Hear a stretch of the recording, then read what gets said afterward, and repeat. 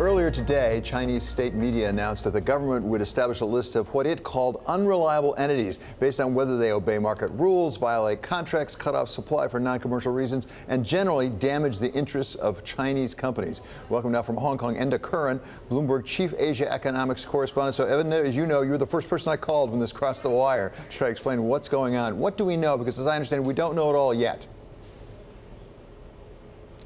Yeah, we don't know it all yet, David. It came on the state radio this evening. What we do know, though, is that it looks like it's pretty much in response to the US entity list. In essence, it looks as though China is going to target those companies that have cut off supplies, those US companies that have cut off supplies to Chinese firms, and obviously Huawei is the obvious example in the midst of that. We don't have too much more detail, like you mentioned, but the Commerce Ministry did say it's about not just foreign entities and organizations, but also individuals could be captured by this net. So I think the net takeaway tonight is that China is getting serious about retaliation now, and they're flexing their muscle a bit to show that they do have some options up their arms.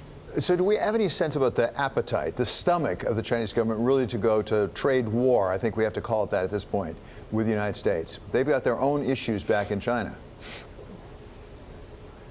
Well, quite right. Actually, we had a very soft reading on the economy today, David.